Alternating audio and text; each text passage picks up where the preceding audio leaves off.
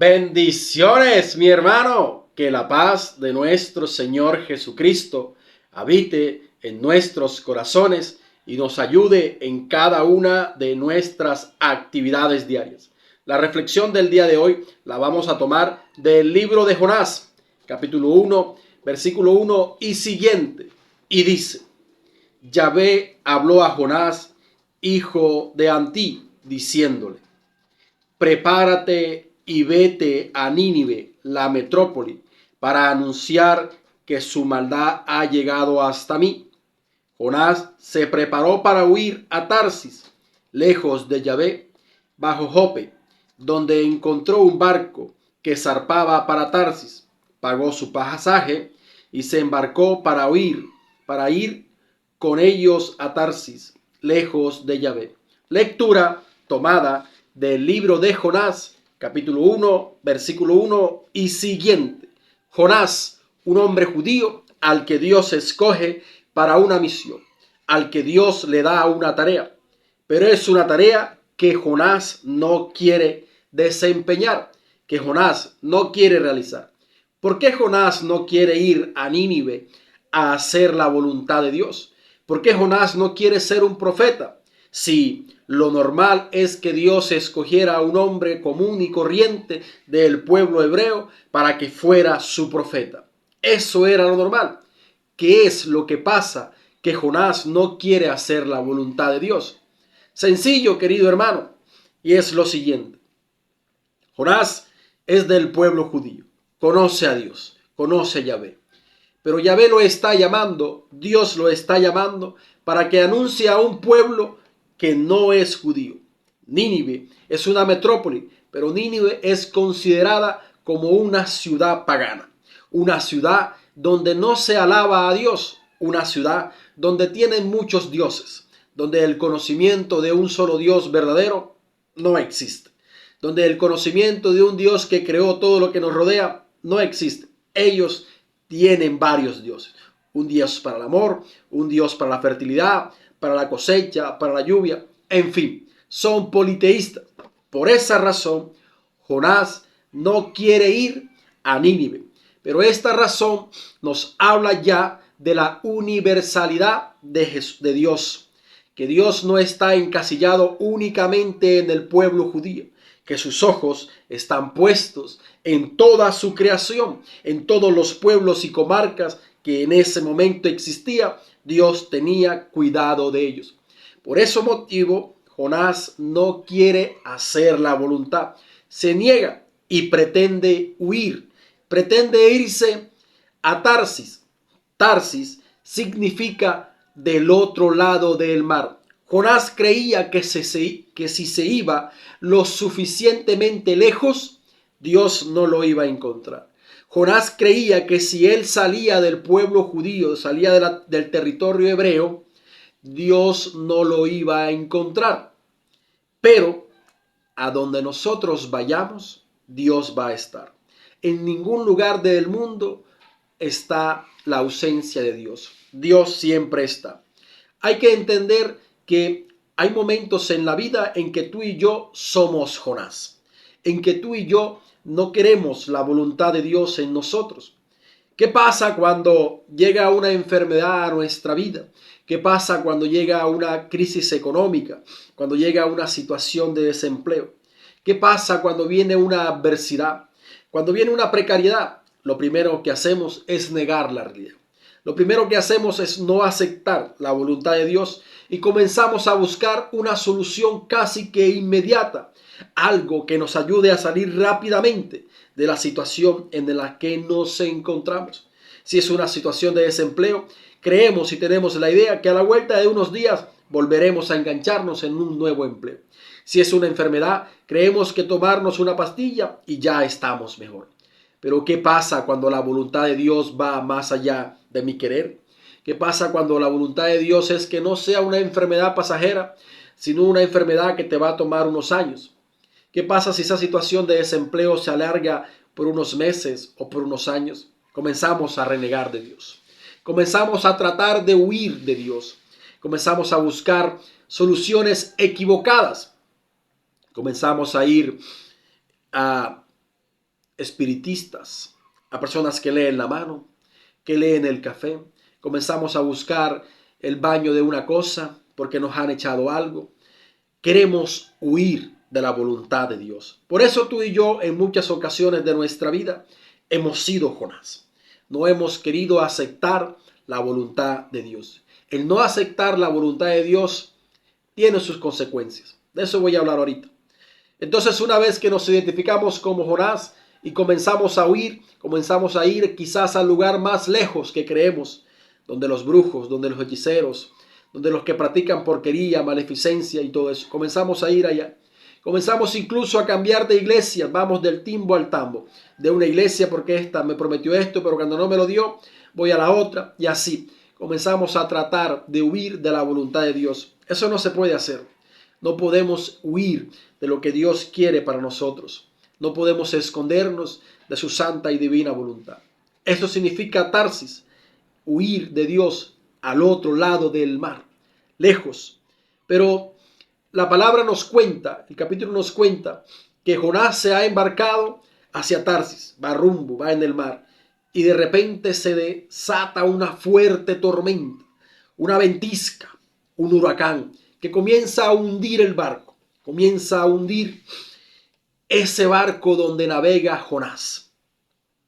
Dice que los tripulantes del barco comienzan a sacar el agua, comienzan a tirar la carga, comienzan cada uno a orar, comienza cada uno a pedirle a su Dios. Nos habla también de que Dios es universal, de que por más fuerte que tú y yo nos creamos, de que por más sobrecargados que tú y yo nos creamos, de que podemos solo, cuando todos nos sobrepasa, acudimos a Dios. Cuando todos nos sobrepasa, independientemente de tu religión, independientemente de tu idioma, de tu país, todos en el momento más difícil buscamos a Dios. Y ahí están todos estos hombres de distintas regiones, distintos credos, orando, pidiendo para que esa tormenta pase. Pero Jonás sabe que esa tormenta es causa de él. Ahí está una de las causas del por qué cuando tú y yo nos negamos a hacer la voluntad de Dios, impactamos de manera negativa a los que nos rodean. Sin darnos cuenta, como efecto secundario, como daño colateral, impactamos de manera negativa a los que nos rodean. Jonás se había negado a hacer la voluntad de Dios, intentaba huir y esa negatividad y ese rehusarse a hacer la voluntad de Dios impacta de manera negativa a los que están rodeando a Jonás en ese momento. Así nos pasa. Cuando tú y yo nos rehusamos a hacer la voluntad de Dios, cuando tú y yo rehusamos el querer de Dios en nuestra vida, comenzamos a impactar de manera negativa a los que nos rodean. ¿Por qué? Porque perdemos la comunicación que debe existir entre tú y Dios.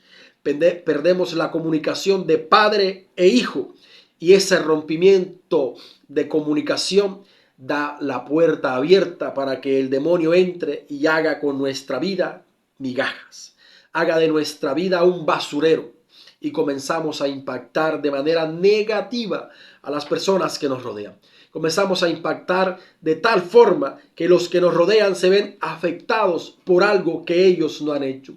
Se ven abrumados por algo que no les compete, pero eres tú el único responsable. Como cabeza de hogar, si rompes la comunicación con Dios, créeme que tu familia va a ir así, a pique, que tu familia va a comenzar a naufragar. Debes tú como cabeza de hogar tener una muy buena comunicación con Dios y así impactar de manera positiva a los que te rodean. Hacer lo contrario es impactar de manera negativa a los que nos rodean. Luego Jonás entiende y sabe que lo que está pasando es por culpa de él. Y les dice a los tripulantes, esto que está pasando es por culpa mía. Y ellos le dicen, ¿qué tenemos que hacer? Átenme y tírenme al mar. Así lo hacen, tiran a Jonás al mar y en ese momento la tormenta cesa. La ventisca calla y el mar enmudece, se tranquiliza. Dice el capítulo, la palabra de Dios en el libro de Jonás, que en ese momento al ver lo que ocurre, todos dan gloria a Dios. Todos de diferentes países, de diferentes lenguas, de diferentes creencias, reconocen al Dios de Jonás, al Dios que tú y yo proclamamos como único Dios verdadero, como único Dios fuerte y poderoso que es capaz de acallar tormentas y ventiscas. Jonás reconoce que se había negado a la voluntad de Dios. Y es ahí cuando enganchamos el segundo capítulo. El segundo capítulo nos muestra cómo Jonás pide perdón a Dios por haberse negado a hacer su voluntad. Cómo Jonás acepta que la voluntad de Dios es perfecta y él sale de su egoísmo. Jonás entiende que tiene que salir de su egocentrismo para comenzar a impactar a los que lo rodean. Que cada una de nuestras acciones, cualquiera que sea que emprendamos, repercute, sea de manera positiva o negativa, a los que nos rodean.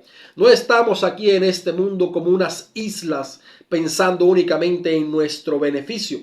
Eso es el egocentrismo. No estamos aquí. Somos una sociedad y cada uno de nosotros tiene un papel que desempeñar. Cada uno de nosotros tiene un rol que ejecutar y en la medida en que nos concentremos en ejecutarlo, nos convertimos en entes de bien para los que nos rodean. Pero en la medida en que nos negamos a ejecutar ese rol, en la medida en que nos empeñamos y nos negamos a no desempeñar nuestro papel, impactamos de manera negativa a los que nos rodean. Así es, Jonás eres tú y soy yo. Cuando nos negamos a hacer la voluntad de Dios, cuando pretendemos ir tan lejos donde Dios no nos alcanza, lo cual es erróneo, porque no hay, como dice ese canto, no hay lugar donde yo me pueda esconder que el amor de Dios no llegue ahí, ni tan alto, ni tan bajo, ni tan ancho. El amor de Dios abarca todo lo que tú y yo conocemos. No existe un lugar donde yo me pueda ocultar que ahí no llegue Dios.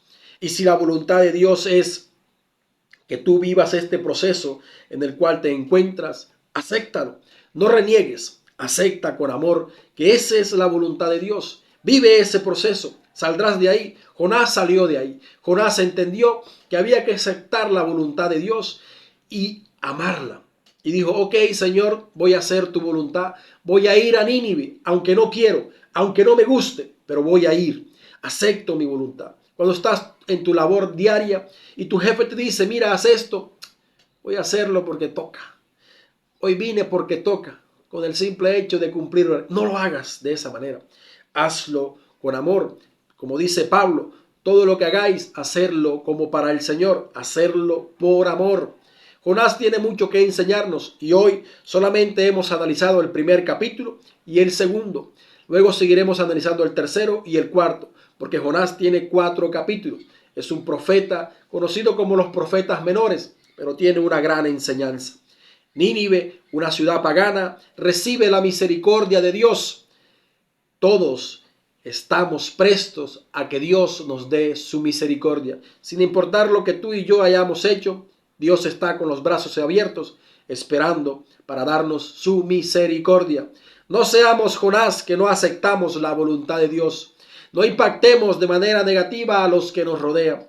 Y cuando nos equivoquemos, pidámosle perdón a Dios y pidámosle perdón a los hombres para que vean que las cosas marchan como deben marchar.